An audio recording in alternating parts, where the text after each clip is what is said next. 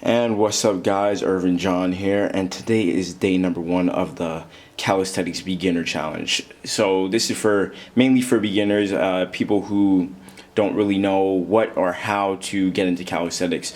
I'm going to show you how by following this 28-day plan, 4 weeks.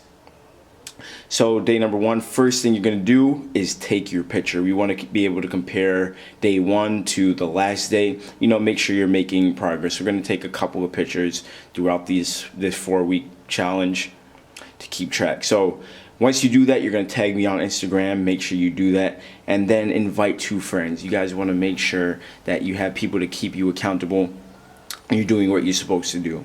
You don't want to do week 1 and then maybe not even week 1, the first 3 days, and then you quit. We don't want that.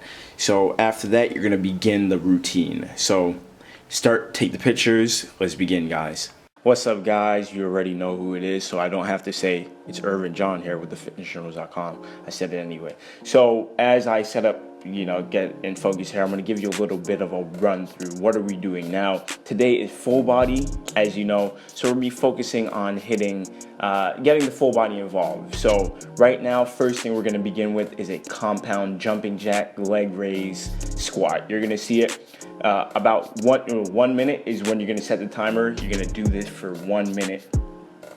And you're going to repeat it 3 times. So you're going to take your 45-second to a minute break in between each set, and you're going to do a total of 3 minutes per exercise. Now here, I begin with this exercise simply because it's a warm-up.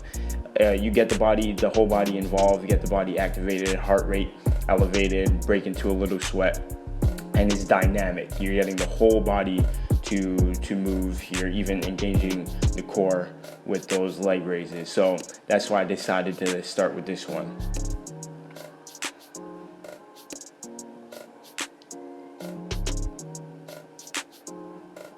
Make sure you're breathing, steady breathing. And what happened there? Someone told me a joke, I guess. So breathing, steady breathing, focus on the movements that you're going through. If you cannot do it quickly like that, take your time to get your body familiar with the new movement. Raise the legs slowly and time it. Keep the tempo. Even though I didn't show the exercise 3 times, you're going to do it 3 times. Then you move on to the next exercise. So that would be after completing 3 times, then you move on to this exercise. So here we're doing the inverted row.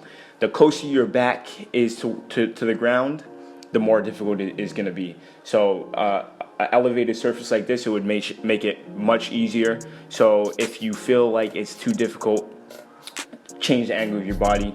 Keep your toes pointing upwards. You don't want to have your feet flat on the ground. Control the movement. So your scapula, you want to make sure you're pulling it together at the top of the movement. Flex it, keep it tight, keep it strong.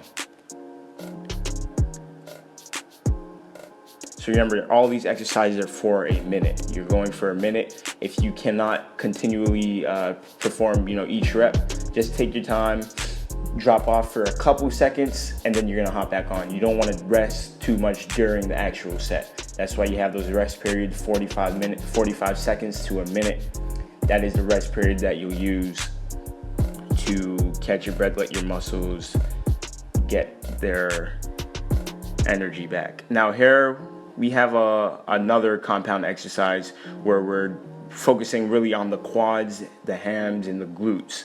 So the further you lean forward, the more of your glutes the more your glutes will be engaged. So right now I'm doing a simple variation. I'm not leaning forward too much.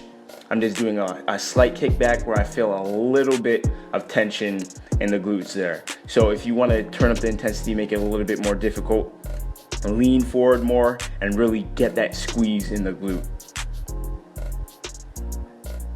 So once again, take your time with these movements, get your body familiar with these movement patterns. It's compound movement, so it might, early on be a little bit difficult to get the motor patterns going there, but you'll get it. Just do it a couple of times, take your time, actually be conscious of what you're doing, what you're performing, and you're good to go.